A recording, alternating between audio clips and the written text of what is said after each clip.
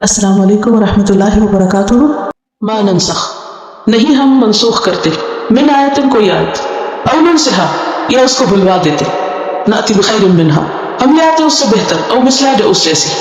جیسے کہ پیچھے بہت سی آیات سے ہمیں یہ بات پتہ چلی کہ یہود کو مدینہ میں آپ سے واسطہ رہتا اور آپ کی نبوت پر اور آپ کو ملنے والی کتاب پر انہیں بہت تکلیف تھی اس حسد کی وجہ سے۔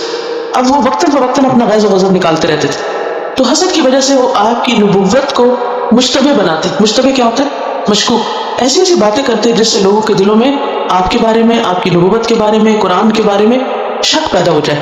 کیونکہ جب شک پیدا ہو جائے گا تو لوگوں کا اعتبار اٹھ جائے گا، پھر وہ پڑھیں گے نہیں، پھر وہ آپ کو مانیں گے نہیں، آپ کی تعلیمات کو سنیں گے نہیں، وہ سب کھیل بگڑ جائے گا۔ بعض اوقات ایسا ہوتا ہے نا کہ انگور کھٹے، یعنی کہ اگر آپ کو نہیں ملے، آپ نہیں کھا سکے انگور، چھلانگے لگانے کے باوجود بھی نہیں ملے، تو پھر یہ ہے کہ آپ اس کو غلط ثابت کر دوں تاکہ کوئی اور بھی نہ کھا سکے، کوئی اور بھی نہ لے، ٹھیک ہے۔ یا ان کا حال بھی یہ تھا، چونکہ ان کو انتظار تھا کہ نبوت ہم میں سے کسی کے پاس آئے گی، وہ نہیں آئی۔ اب چونکہ دوسری جگہ آ گئی، اب ان کی ساری کوششیں کس میں لگ گئی کہ کسی طرح اس کو غلط ثابت کر دو، اس کو روکو، نہیں روک سکتے تو ایٹ لیسٹ اس کے اندر شک ڈال دو تاکہ لوگوں کا اطمینان اٹھ جائے۔ اس کے لیے وہ مختلف اعتراض کرتے رہتے تھے۔ ان اعتراضات میں سے ایک اعتراض یہ تھا کہ اگر محمد صلی اللہ علیہ وسلم اللہ کے رسول ہیں اور قرآن سچی کتاب ہے، تو پھر کیوں ایسا ہے کہ کچھ احکام قرآن میں ایسے ہیں جو تورات سے مختلف ہیں، جو ہمارے پاس نہیں ہے اور یہاں قرآن بتاتا ہے؟ یا پھر یہ کہتے ہیں کہ خود قرآن کے اندر بعض اوقات ایک حکم آتا ہے، پھر دوسرا حکم اس کے خلاف آ جاتا ہے، پھر تیسرا حکم کچھ اور آ جاتا ہے، تو اگر یہ اللہ کی کتاب ہے تو ایک ہی دفعہ آخری بات کیوں نہیں کہہ دی گئی؟ یہ نسخ کیوں ہو جاتا ہے کہ ایک حکم آتا ہے پھر ایبروگیٹ ہو جاتا ہے، پھر دوسرا آ جاتا ہے اس کی جگہ لے لیتا ہے؟ اور اس میں خاص طور پر ہم دیکھیں گے قرآن پاک میں آگے بڑھتے ہوئے آیات کہ جو منسوخ ہوئی لیکن ابھی تک قرآن پاک میں موجود ہیں، یا بعض اوقات آیات موجود ہیں، احکام بدل کے بعض اوقات آیات بھی لے لی گئی، تو یہ سب کیوں ہوتا ہے؟ تو اس طریقے اس حربے سے وہ قرآن کے بارے میں شکوک پیدا کرتے ہیں۔ اس کا جواب اللہ سبحانہ تعالیٰ نے دیا ہے کہ ہم کوئی بھی آیت اگر منسوخ کرتے ہیں، ایبروگیٹ کرتے ہیں، اس میں تبدیلی کرتے ہیں یا اس کو بھلا دیتے ہیں، تو ایسا نہیں کہ ہم بس چھوڑ دیتے ہیں، نأتی بخیر منہا، اس کی وجہ یہ ہے کہ ہم اس سے بہتر چیز لاتے ہیں۔ یعنی پہلے ایک حکم لائے، کچھ عرصے کے بعد ایک اور آیا، وہ جو بعد میں آنے والا تھا وہ پہلے حکم سے زیادہ بہتر تھا، اور مثلہا، یا بعض اوقات ہم اسی کی طرح کا لے آتے ہیں۔ اور ایسا کرنا مشکل تو نہیں؟ الم تعلم ان اللہ علی کل شیء قدیر، تم نہیں جانتے کہ اللہ ہر چیز پر قدرت رکھنے والا ہے؟ جہاں تک نسخ کا تعلق ہے تو یہ قرآن پاک کے علوم میں سے ایک علم ہے، اور اس پر کئی کئی کتابیں لکھی گئی ہیں۔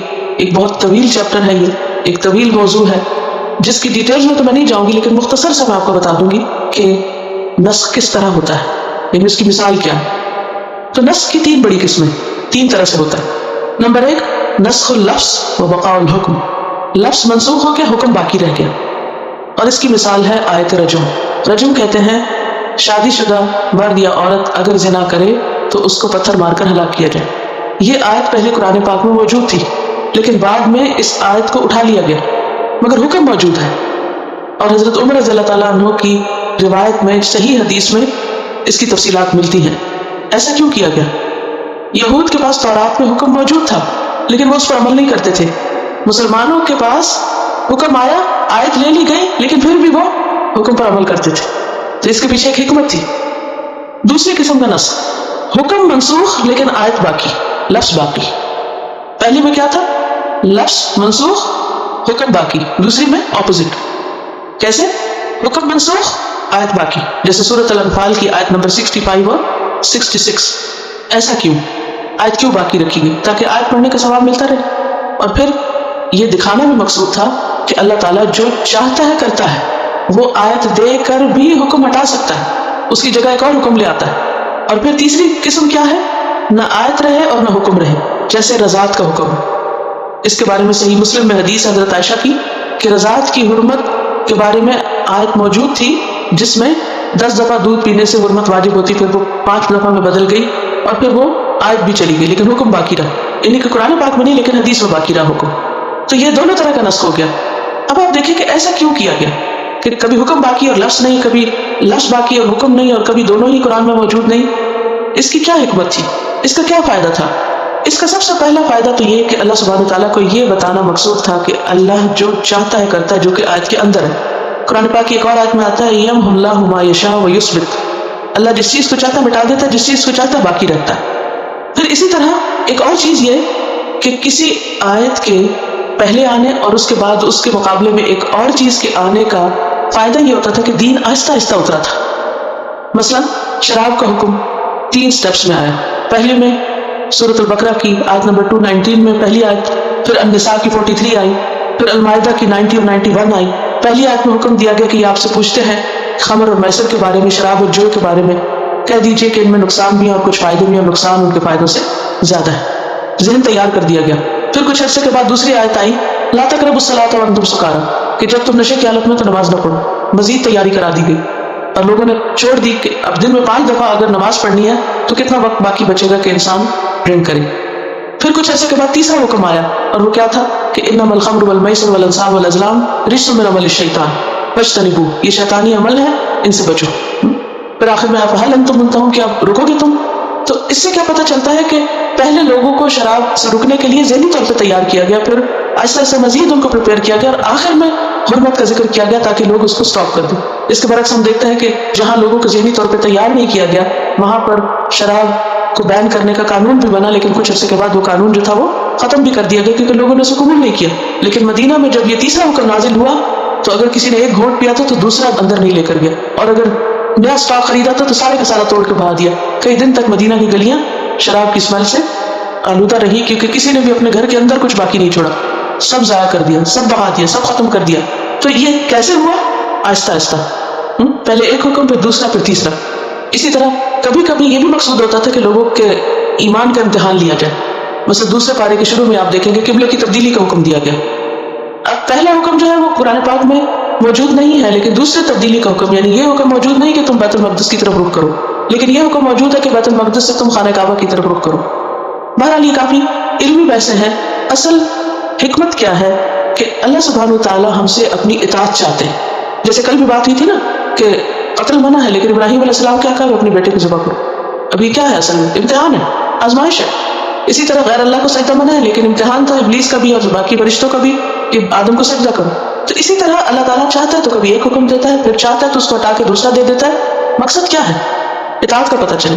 اور بعض اوقات کچھ اور فائدے بھی ہوتے ہیں، بعض اوقات بدلتے حالات کی رعایت ہوتی ہے، گریجولی دین کو لوگوں کے دماغوں میں پختہ کرنا ہوتا ہے. اور پھر یہاں پہ یہ کہا گیا نأتی بخیر منہا، پہلے سے بہتر چیز لائی جاتی ہے، اور مثلہا یا ویسی لائی جاتی. اچھا بہتر کی تمہیں سمجھ آتی ہے کہ بہتر چیز لائی گئی، پھر دوبارہ مثلہا کیوں لائی گئی؟ پھر وہی لے آئی جاتی. ویسی کیوں لائی گئی؟ ایک چیز ویسی کی ویسی پہلی ہٹا کے دوسری دی گئی اور بظاہر دیکھنے میں دونوں میں کوئی فرق نہیں. اس میں بھی ایک نقطہ تو یہ کہ امتحان ہے، اور دوسری بات یہ ہے کہ ہو سکتا ہے کہ بظاہر دوسرا حکم پہلے حکم کی طرح نظر آ رہا ہو لیکن دوسرے حکم کا اجر اور ثواب پہلے سے زیادہ ہو. تو ہمارا فائدہ کس میں؟ اطاعت کرنے میں. جو اللہ تعالیٰ کہتے کر لو. تو یہاں اس کی حکمت بتا دی گئی اور ان کے اعتراض کا جواب دے دیا گیا کہ جو لوگ ایسے شوشے نکال کر لوگوں کو اسلام سے، قرآن سے متنفر کر رہے تھے. الم تعلم، پھر دوبارہ کہا گیا کیا تم نہیں جانتے ان اللہ لہ ملک السماوات والارض، کہ اللہ ہی کے لیے ہے آسمان و زمین کی بادشاہت. وما لکم من دون اللہ من ولی ولا نصیر، اور تمہارے لیے اللہ کے سوا نہ کوئی دوست ہے اور نہ کوئی مددگار ہے. تو یہاں پر مراد کیا ہے کہ اگر آسمان اور زمین کی حکومت اللہ کے پاس ہے تو اس کا پورا انتظام بھی اسی کے ہاتھ میں ہے، کوئی اور اس سے چھین نہیں سکتا. جب آسمان و زمین کا انتظام اس کے پاس ہے تو پھر اسی کا حق ہے کہ وہ جیسے چاہے ہمیں حکم دے. جیسے آپ نے دیکھا ہوگا کہ مختلف کمپنیز میں ایک پالیسی بنتی، پھر کچھ عرصے کے بعد وہ پالیسی کیا ہوتی ہے؟ ریویو ہوتی ہے یا نہیں؟ اب اگر کوئی مینیجر ایک دن ایک بات کہتا ہے اور اگلے دن کوئی اور بات کہتا ہے تو آپ کو کوئی اعتراض کا حق ہوتا ہے؟ یہ کل تو ہمیں بتایا گیا تھا یہ کام اتنا کرنا ہے، پھر آج آپ کہہ رہے ہیں اس طرح نہیں اس طرح کرنا ہے، تو وائے آپ وائے تو نہیں کرتے، کیا کرتے ہیں؟ ٹھیک ہے ہم تو کام کرنا ہے، اگر آپ چاہیں گے کہ ایک ٹانگ پہ کھڑے ہو جائیں، ایک پہ کھڑے ہو، کل کہیں گے دو پہ کھڑے ہو، دو پہ کھڑے ہو، ہمیں اس سے کیا؟ ہمارا کام ہے اطاعت کرنا، جو بھی اتھارٹی ہے اس کی بات ماننا. تو یہاں پر کیا کہا کہ ساری اتھارٹی کس کے پاس ہے؟ اللہ کے پاس ہے. آسمان اور زمین کی ساری کنگڈم، ڈومینین، ملک، حکومت، بادشاہ اللہ کے ہاتھ میں ہے اور وہ جو چاہے حکم دے. اور اللہ کے سوا نہ تمہارا کوئی دوست اور نہ کوئی مددگار، کہ اگر تم ان باتوں میں پڑھ کے اس کا حکم نہیں مانو گے تو کہاں جاؤ گے؟ کون تمہیں بچائے گا؟ کون تمہاری مدد کرے گا؟ لہٰذا ایسے شکوک و شبہات کا شکار نہ ہو، بلکہ اس کے برعکس جو کہا جا رہا ہے اس کو مان لو. ام تریدون، یا تم چاہتے ہو، ان تسألوا رسولکم، کہ تم بھی اپنے رسول سے سوال کرو، کما سئل موسیٰ من قبل، جس طرح اس سے پہلے موسیٰ علیہ السلام سے سوال کیے گئے. تم بھی اپنے رسول سے ایسے مطالبے کرنا چاہتے ہو جیسے پہلے بنی اسرائیل نے اپنے رسول سے کیے. یعنی ان لوگوں کی باتوں میں آ کے تم اپنے رسول سے طرح طرح کے الٹے سیدھے سوال کرنا چاہتے ہو؟ کیونکہ یہ لوگ جب مسلمانوں کے دلوں میں شکوک و شبہات ڈالتے تھے تو پھر وہ کیا کرتے تھے؟ آ کے کہاں سے پوچھتے؟ آج بھی کیا ہوتا ہے، مسلمان جو ہیں جب ان کا انٹریکشن بعض اوقات نان مسلمس کے ساتھ ہوتا ہے تو کیا نتیجہ نکلتا ہے؟ وہ بعض اوقات ایسے کوشچنس کرتے ہیں کہ جس کے نتیجے میں مسلمس کا اپنا ذہن کیا ہوتا ہے؟ شک و شبہ کا شکار ہو جاتا ہے۔ وہ دو طریقے تھے، یا تو وہ لیے بیٹھے رہتے اس کو صاف نہیں کرتے، یا پھر کیا کرتے کسی سے جا کے پوچھتے کہ اچھا یہ بات کیا ہے۔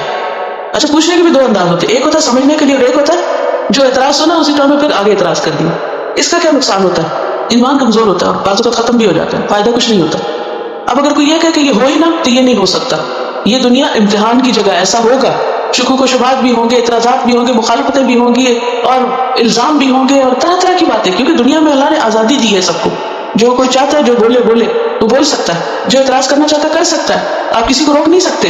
لیکن ایسی صورت میں جب ہر طرف سے انسان کے اوپر بوچھاڑ ہو رہی ہے تو انسان کو خود سنبھلنے کی ضرورت ہوتی ہے۔ ہمیں اپنے پارٹ پہ کیا کرنا چاہیے کہ فوری طور پر اینٹی اسلامک پروپیگنڈے سے متاثر نہیں ہونا چاہیے، اپنا ایمان نہیں کھو دینا چاہیے، اس وقت سنبھلنا چاہیے، اعتراض نہیں کرنے چاہیے اور ناروا مطالبے نہیں کرنے چاہیے اور ایسی باتیں نہیں کرنی چاہیے اچھا اگر آپ مجھے یہ پروف کر دیں تو پھر میں یہ بات مان جاؤں گا۔ نہیں، عام طور بچے ایسے کرتے ہیں، اگر آپ یہ پروف کر دیں کہ اسلام کی یہ بات درست ہے اور سچی ہے تو پھر ایسا اور ویسا ہوگا۔ تو یہاں پر بھی مسلمانوں سے کہا جا رہا ہے کہ تم ان کی باتوں میں آ جاتے ہو، تم بھی وہی طرز عمل اختیار کرنا چاہتے ہو، جس طرح کے اعتراض وہ کرتے تم بھی ویسے ہی اعتراض کرو گے آگے۔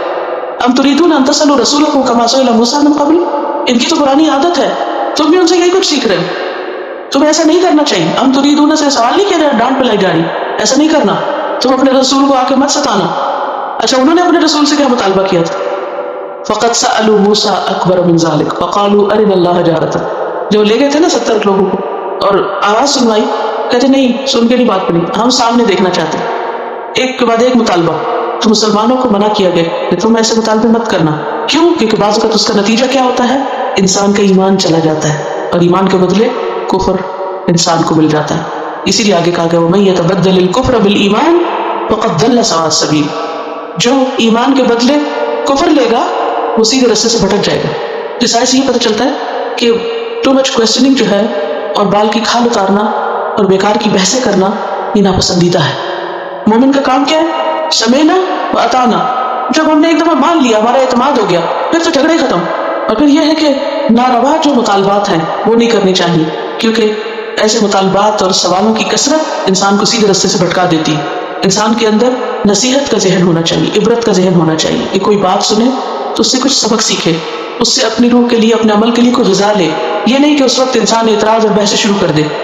صحیح مسلم کی ایک حدیث ہے، نبی صلی اللہ علیہ وسلم نے فرمایا ذرونی ما ترکتکم فانما ہلک من کان قبلکم بکثرت سؤالہم واختلافہم علی انبیائہم، چھوڑ دو مجھے جس پہ میں نے تم کو چھوڑا ہے، یعنی جو میں تم کو بتا رہا ہوں اس پر تسلی رکھو، کیونکہ تم سے پہلے کے لوگ ہلاک ہوئے کس وجہ سے؟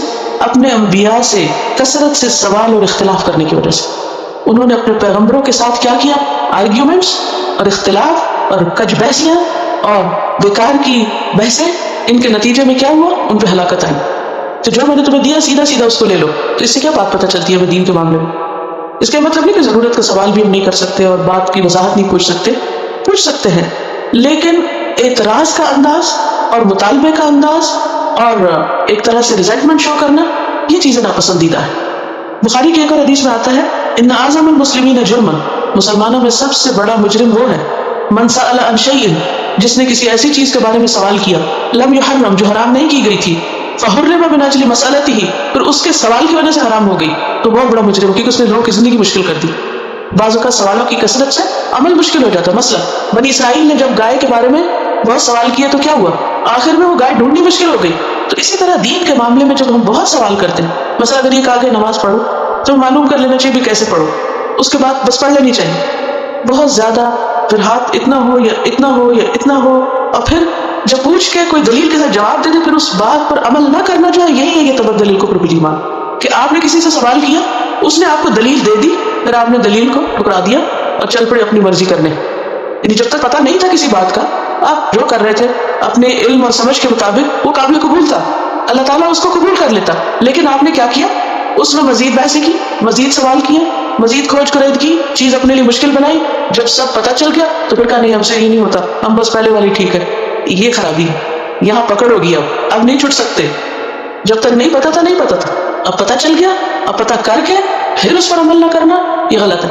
اچھا بعض لوگوں کی عادت ہے, کوئی بھی اسکالر ہے اس سے چند ٹپیکل کوشچن پوچھنا شروع کر دیتے ہیں, مارگیج کے بارے میں, ربا کے بارے میں, بینکنگ پروفٹ, اس طرح کی چند چیزیں, ذبیحہ کے بارے میں, ٹو مچ کوشچن ہر ایک سے پوچھتے ہیں.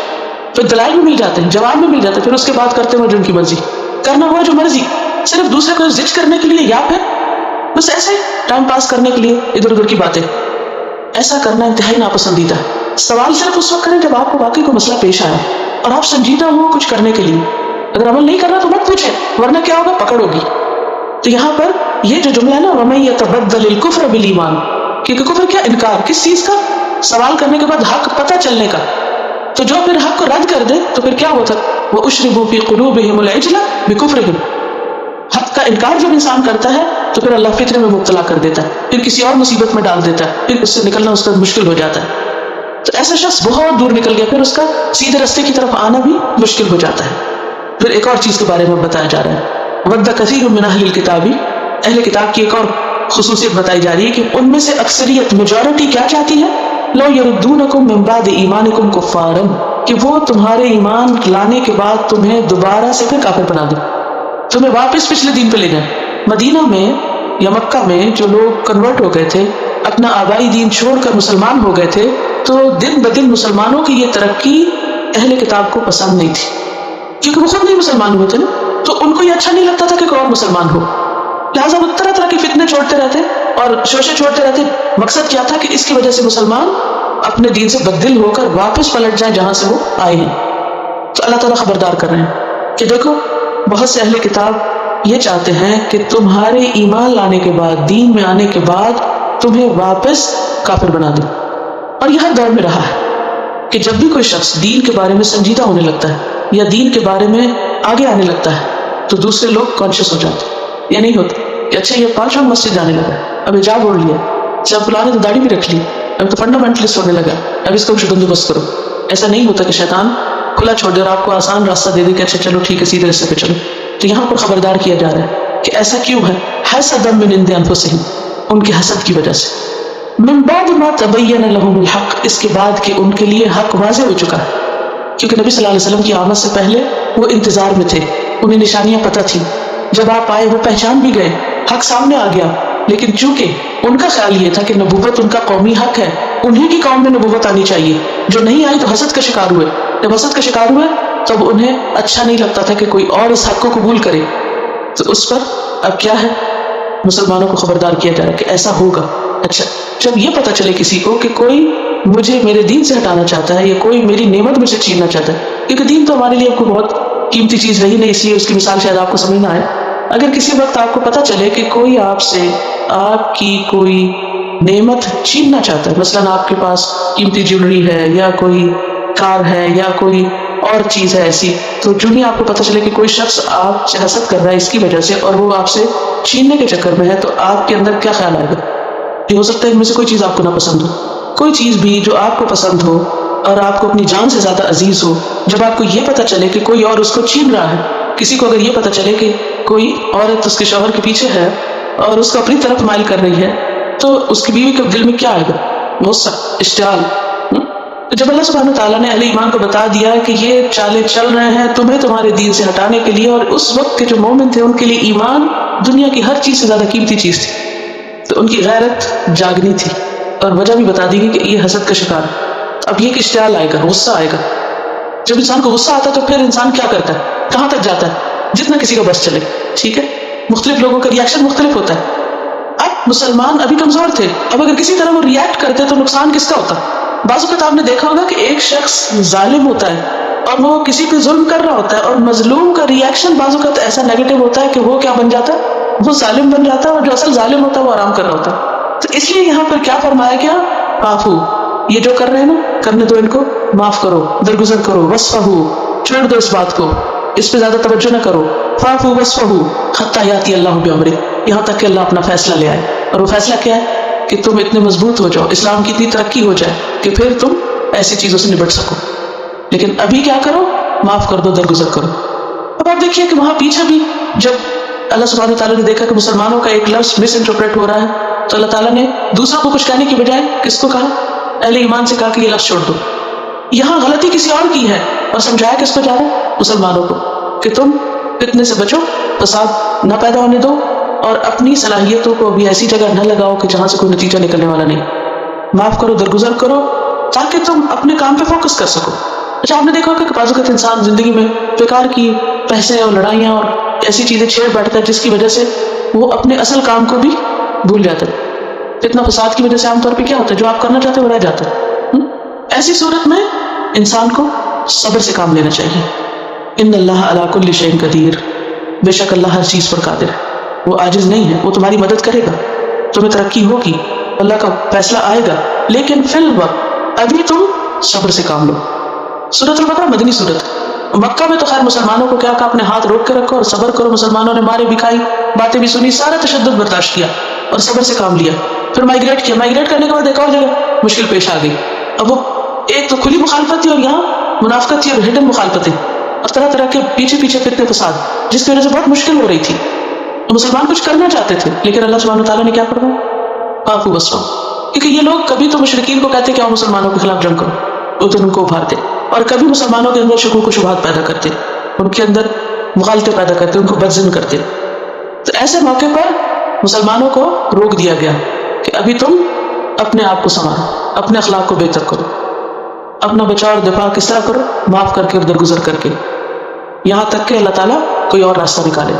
ان اللہ علی کل شیء قدیر, بے شک اللہ ہر چیز پہ قادر ہے. اور کیا کرو, وَأَقِیمُوا الصَّلَاةَ وَآتُوا الزَّکَاۃَ, اپنی ذاتی تربیت پہ زور دو, اللہ سے تعلق مضبوط کرو, نماز قائم کرو, زکوٰۃ ادا کرو, صدقے خیرات کرو. وَمَا تُقَدِّمُوا لِأَنفُسِکُم مِّن خَیْرٍ تَجِدُوهُ عِندَ اللَّهِ, اور جو بھی تم اپنے نفسوں کے لیے آگے بھیجو گے اسے جا کے کل اللہ کے پاس موجود پاؤ گے. اور سورۃ المزمل میں آتا نا, تَجِدُوهُ عِندَ اللَّهِ هُوَ خَیْرًا وَأَعْظَمُ أَجْرًا, جو اللہ کے پاس ہے پھر وہ بہتر بھی ہے اور اجر کے اعتبار سے بہت بڑا بھی ہے. ان اللہ بما تعملون بصیر, بے شک اللہ ساتھ اس کے جو تم عمل کر رہے ہو دیکھ رہا ہے. خیر ہے یا شر ہے, چھپے یا کھلے, ہر چیز اللہ کی نظر میں ہے. تو اس سے کیا پتہ چلتا ہے کہ انسان کو حکمت سے کام لینا چاہیے اور جذباتیت سے بچنا چاہیے. جب یہ پتہ چل بھی جائے کہ کوئی شخص آپ کو نقصان پہنچا رہا ہے یا آپ کا مخالف ہے یا آپ کا دشمن ہے, تو ضروری نہیں کہ تم علی الاعلان مقابلے پہ اتر آؤ. اس کے مقابلے میں دو طریقے اختیار کرو. ایک تو یہ کہ اس کو اگنور کرنے کی کوشش کرو, اس کو بھڑکنے نہ دو, اس کو کور کیے رکھو. دوسرے یہ کہ اللہ سے مدد مانگو, صدقہ خیرات کے ذریعے اپنا دفاع کرو. یہ زیادہ بہتر راستہ ہے, خاص طور پر اس وقت جب کہ انسان کمزور ہو, جب اس کے پاس کوئی سپورٹ نہ ہو.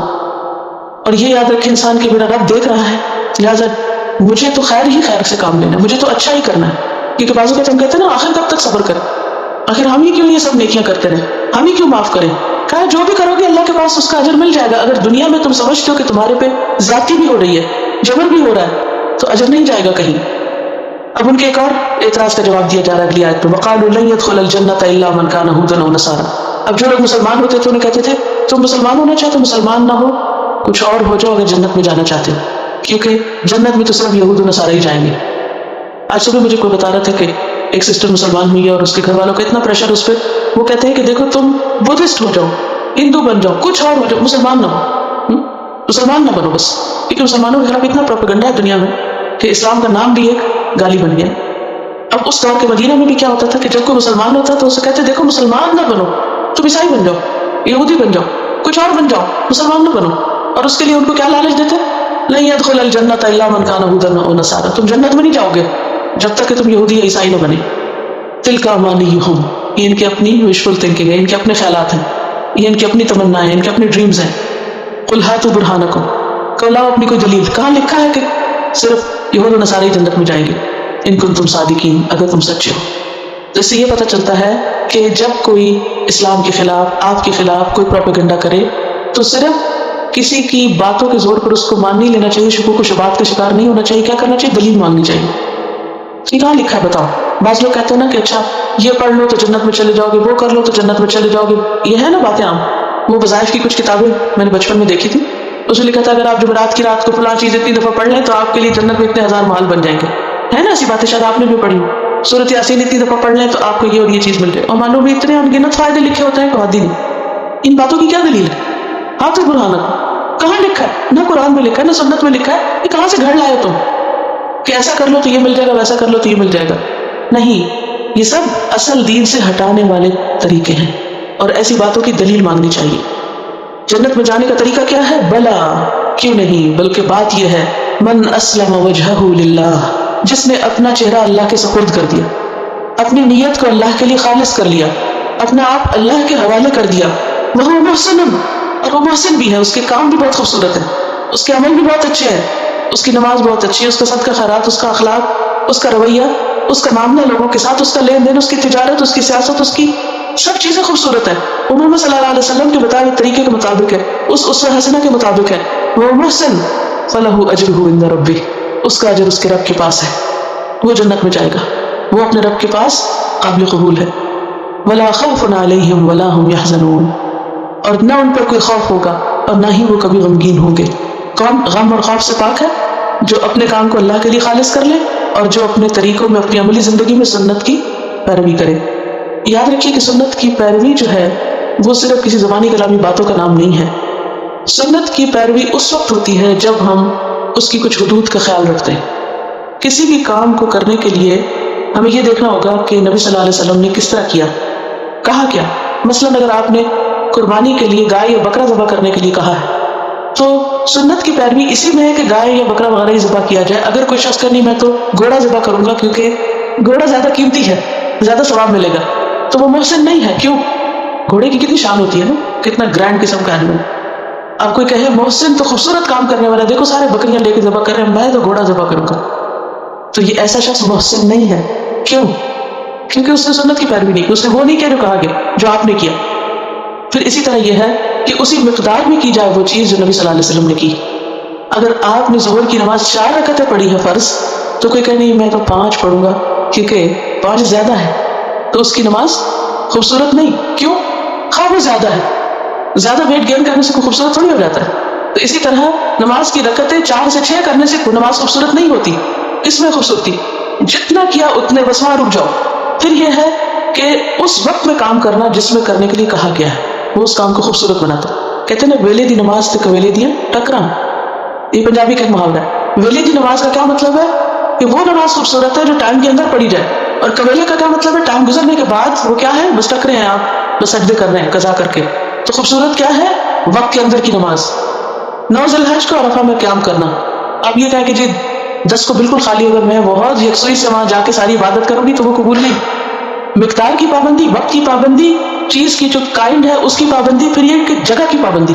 मतलब जगह की पाबंदी में अगर कोई शख्स कहे कि मैं मस्जिद के अलावा कहीं और इत्काफ कर रहा हूँ, वैसे कोई कहे मैं जंगल में जाकर इत्काफ करता हूँ क्योंकि वहाँ कोई नहीं होगा तो मैं ज्यादा इबादत करूँ, तो इत्काफ काबिल कबूल नहीं। क्योंकि कुरान मजीद में आता है वहाँ तो वाकिफून बिल मसाजिद, खासतौर पर मर्दों के लिए क्या हुक्म है, इत्काफ कहाँ होता है? मस्जिद में होता है। अब अगर कहे नहीं मैं तो उसी टावर पर जाकर बैठूंगा क्योंकि बहुत खूबसूरत है, बहुत ऊंचा, बहुत ग्रैंड है, तो काबिल कबूल नहीं। इसी तरह यह है कि कैफियत, तरीका। खूबसूरत नमाज में क्या कि जैसे रुकू कैसे हो, स्ट्रेट झुके हुए हो आप, यानी कि प्रॉपर झुके हुए हो। अगर कोई कम झुका हुआ है तो वो भी नमाज खूबसूरत नहीं, और अगर कोई बहुत ज्यादा झुके तो वो भी खूबसूरत नहीं। बाज़ लोग आप देखें ना कि रुकू करते हैं तो वो सर को इतना झुका देते हैं जैसे वो मुड़े ही चले जा रहे हैं, ये भी खूबसूरत नहीं। और बाज़ लोग तो पूरा झुकते ही नहीं, डर लगता है शायद उनको कि कमर ना टेढ़ी हो जाए। हालांकि कमर की बेस्ट एक्सरसाइज है प्रॉपर रुकू। और प्रॉपर रुकू क्या है कि जब आप झुके तो इस तरह बिल्कुल सीधी हो कमर और सर भी बराबर हो, ये खूबसूरती है नमाज की। इसी तरह सजदा ऐसे करना जैसे नबी सल्लल्लाहु अलैहि वसल्लम ने किया, मतलब बाजू फैलाने से मना किया गया कि कुत्ते की तरह बाजू ना फैलाओ, और अगर कोई ऐसा फैलाता है तो खूबसूरत नहीं रहेगा सजदा। तो बेहतरीन सजदा क्या है, कोनियां उठा के हाथों पे सजदा करो। तो अगर उस तरीके पे नहीं किया तो खूबसूरत नहीं है, मुहसिन नहीं है आप। ठीक है, तो किन किन चीजों का ख्याल रखना होता है? ज़मान का, मकान का, हैअत का, कैफियत का, अदद का, जिन्स का, तरीके का, इन सब चीजों का। तो बात यह है कि जो अल्लाह के लिए काम करे और फिर तरीका दुरुस्त हो, उसको उसका अजर मिल जाएगा, उसके रब के पास महफूज है, उसे कोई खौफ नहीं क़यामत के दिन, और ना ही उसे किसी किस्म का कोई गम होगा। और फिर ये तो मैंने इबादत में बात की ना, मामलात में भी मुहसिन बनना है, खूबसूरत। नबी सल्लल्लाहु अलैहि वसल्लम ने दुश्मनों के साथ कैसे मामला किया, क्या तरीका इख्तियार किया, अपनी बीवियों के साथ कैसे मामला करते थे, दोस्तों के साथ मजलिस में कैसे होते थे। किसी भी चीज की खूबसूरती देखनी है तो आपके तर्ज अमल में देख लो। जहां आप चाहते हैं कि बेहतर जिंदगी हो, सोने का तरीका आपका सबसे खूबसूरत तरीका, खाने का तरीका, पीने का, उठने का, बैठने का, चलने का, یہ ساری چیزیں جو آپ کے طریقوں میں تھی وہی انسان کو محسن بناتی ہیں. تو اللہ تعالیٰ سے دعا کہ اللہ ہمیں اس پر عمل کی توفیق عطا فرمائے. وآخر دعوانا ان الحمد للہ رب العالمین.